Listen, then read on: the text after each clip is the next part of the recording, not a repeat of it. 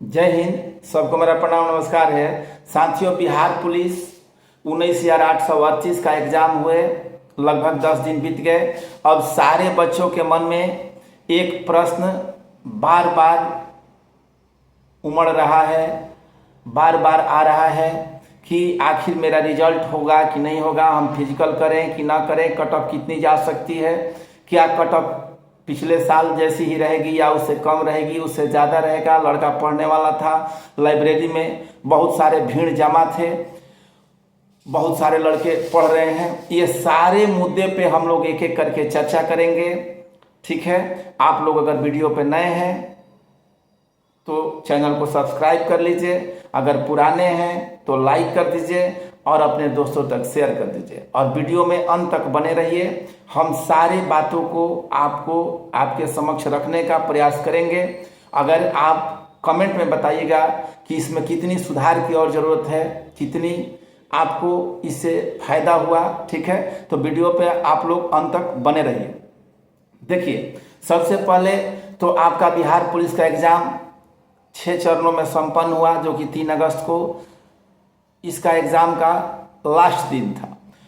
अब बात आती है कि हर टाइप के प्रश्न आपके एग्ज़ाम में पूछे गए। आपके एग्ज़ाम में 6 चरणों में 6 अलग अलग टाइप के प्रश्न पूछे गए हैं। 10-20 कॉमन प्रश्न को हटा दीजिए तो यहाँ क्वेश्चन में उतार चढ़ाव देखने को भी मिला है, ठीक है। अब बात आती है कि ये 6 चरणों में उतार चढ़ाव देखने को मिला है, इसके साथ साथ आपको उस दिन के एग्जाम में भी उतार चढ़ाव देखने को मिला है। उतार चढ़ाव मतलब किसी का लेवल अप था, किसी का लेवल डाउन था, किसी का क्वेश्चन इजी था, किसी का हार्ड था, किसी का मॉडरेट था, किसी का मॉडरेट प्लस हार्ड था, ठीक है।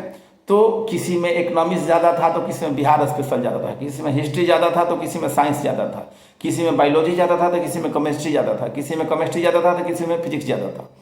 अब ये सारी बातों को CSBC एक मंच पे लाने का प्रयास करेगी। इसके लिए CSBC को भी एग्जाम शांतिपूर्ण ढंग से कराने के लिए बहुत बहुत बधाई। अब इस पे बात आती है कि ये सारे बच्चों को एक सीध में करना है, मतलब पार्ले लीनियर एक रैखिक कर देना है। आ रही है बात समझ में? एक सीध में करना है सबके लिए, चूंकि सबका क्वेश्चन समान नहीं था और ये स्वाभाविक सी बात है कि सबका क्वेश्चन इजी भी नहीं था, सबका क्वेश्चन मॉडरेट भी नहीं था, सबका क्वेश्चन हार्ड भी नहीं था। अब बात आती है कि आपको रिजल्ट तो देना है। 6 चरणों में एग्जाम हुआ है तो आपको 1 लाख के करीब रिजल्ट देगा, यानी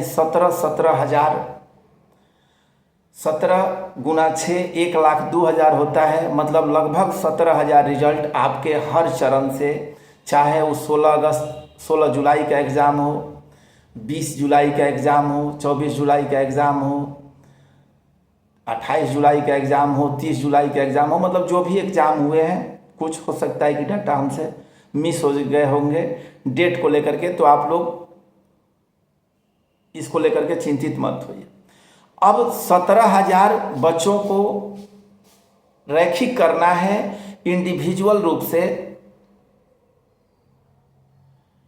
पार्टिकुलर डेट के एग्जाम में, इसलिए कि उसमें अलग अलग जिलों में अलग अलग टाइप के प्रश्न थे। 3-4 जिलों को मिलाकर के, 5 जिलों को मिलाकर के एक टाइप का प्रश्न था, तो उसमें भी इक्वल करना है। उसके साथ साथ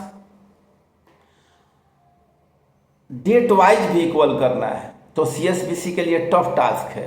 तो एक तो आपको बात मिल गई कि इसका रिजल्ट अभी आने में थोड़ी बहुत समय लग सकता है, चूँकि इक्वल करना है। केवल नंबर ही, केवल क्वेश्चन ही, केवल OMR सीट ही नहीं जांचना है, उसको इक्वल करना है कि किसी बच्चे के साथ अन्याय न हो, ठीक है।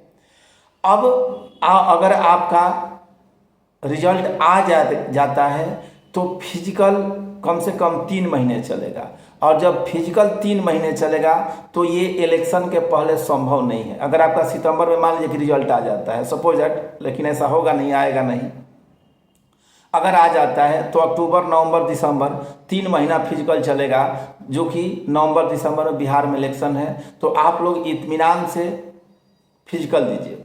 अब फिजिकल कौन बच्चे देंगे? मेल कैंडिडेट जो हैं वो फिजिकल में लगे रहिए। कट ऑफ के बारे में हम चर्चा करेंगे कि कौन से लोग करेंगे। मेल कैंडिडेट जो हैं वो फिजिकल अपना करते रहिए, चूंकि फीमेल को टाइम मिल जाता है, मेल वालों को टाइम नहीं मिलता। अब हम लोग बात करते हैं कि कट ऑफ क्या रहने वाली है।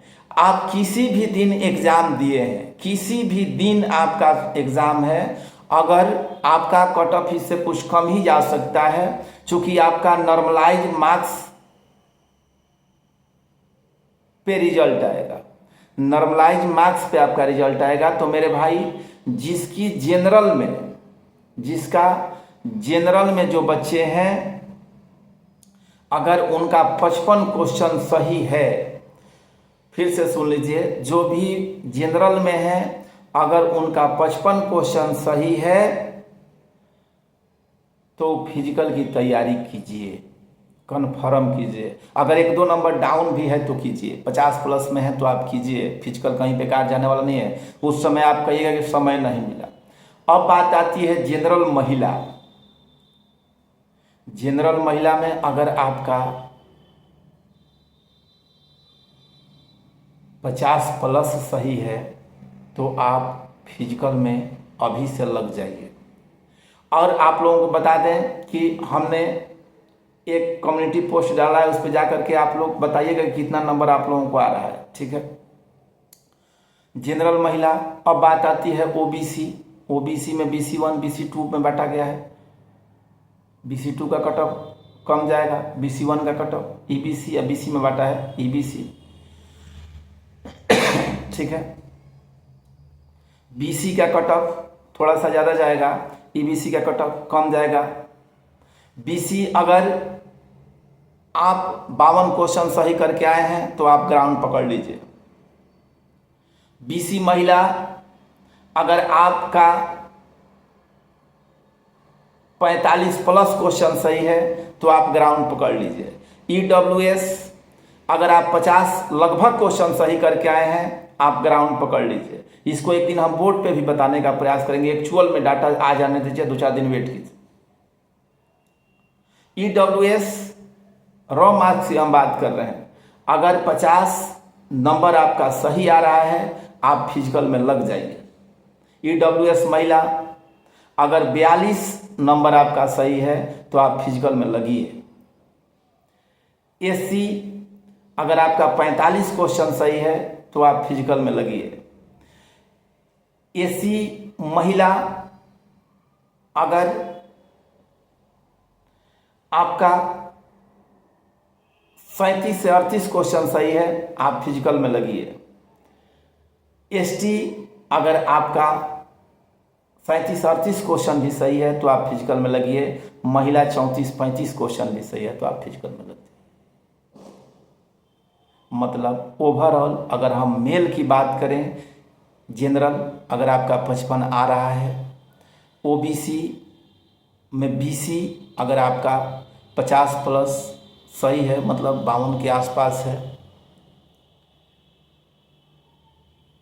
EWS अगर 50 है, EBC अगर 47-48 भी है, SC अगर आपका 45 भी सही है, ST अगर आपका 40 भी सही है। ओवरऑल आप लोग फिजिकल में लगे रहिए।